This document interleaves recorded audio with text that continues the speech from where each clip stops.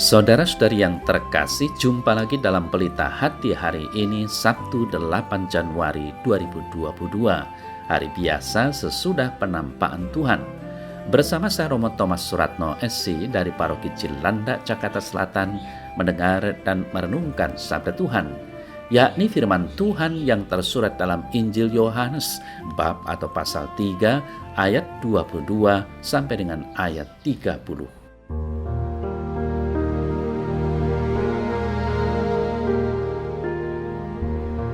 Pada suatu ketika, Yesus pergi dengan murid-muridnya ke tanah Yudea dan ia diam di sana bersama-sama mereka dan membaptis. Akan tetapi, Yohanes pun membaptis juga di Ainon, dekat Salim, sebab di situ banyak air dan orang-orang datang ke situ untuk dibaptis. Sebab pada waktu itu Yohanes belum dimasukkan ke dalam penjara. Maka timbullah perselisihan di antara murid-murid Yohanes dengan seorang Yahudi tentang penyucian. Lalu mereka datang kepada Yohanes dan berkata kepadanya, "Rabi, orang yang bersama dengan engkau di seberang sungai Yordan dan yang tentang dia engkau telah memberi kesaksian, dia membaptis juga dan semua orang pergi kepadanya." Jawab Yohanes, "Tidak ada seorang pun yang dapat mengambil sesuatu bagi dirinya kalau tidak dikaruniakan kepadanya dari sorga. Kamu sendiri dapat memberi kesaksian bahwa aku telah berkata, aku bukan Mesias, tetapi aku diutus untuk mendahulunya. Yang empunya mempelai perempuan, ialah mempelai laki-laki. Tetapi sahabat mempelai laki-laki yang berdiri dekat dia dan yang mendengarkannya sangat bersukacita mendengar suara mempelai laki-laki itu. Itulah sukacitaku, dan sekarang sukacitaku itu penuh. Ia harus makin besar, tetapi aku harus makin kecil."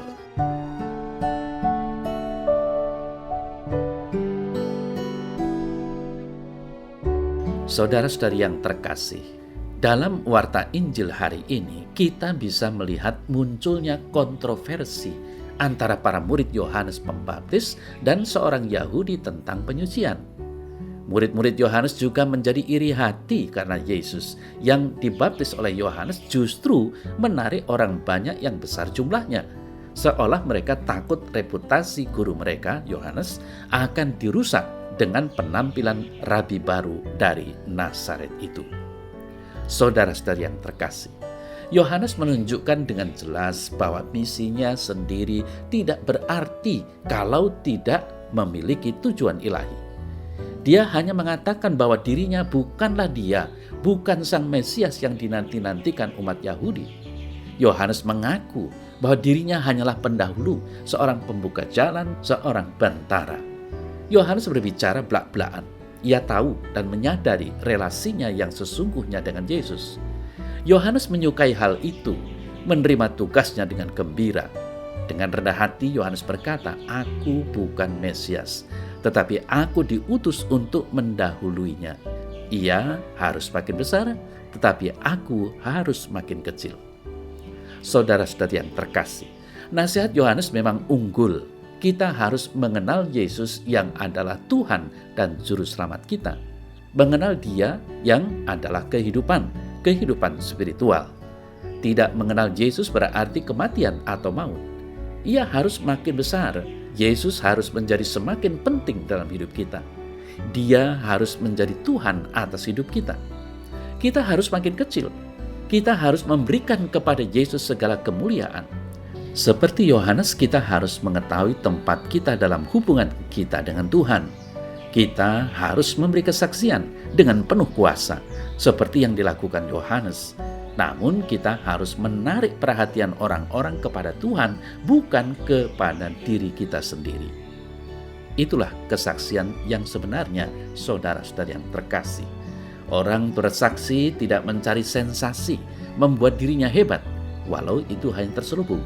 Tetapi benar-benar supaya Tuhan Yesus diagungkan, dimuliakan dalam hidup kita. Orang lain yang melihat atau mendengar kesaksian hidup kita dengan sendirinya bisa mengakui bahwa Yesus memang hebat. Dia benar-benar Tuhan yang pantas untuk diikuti dan disembah. Dia sungguh Mesias, Sang Juru Selamat manusia. Saudara-saudara yang terkasih, dengan demikian menjadi jelas bagi kita semua, hidup sebagai umat beriman untuk terus-menerus mau bertobat dari sikap sombong, menjadikan diri kita kecil di hadapan Tuhan Yesus dan mau mengagungkan nama dan kuasa-Nya.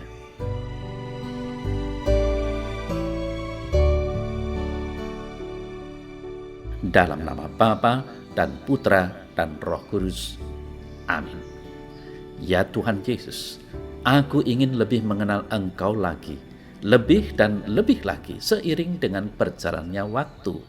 Aku ingin mempercayakan diriku kepadamu saja, karena Engkau adalah Tuhan dan Juru Selamatku. Terpujilah namamu selalu. Amin. Dalam nama Bapa dan Putra dan Roh Kudus. Amin.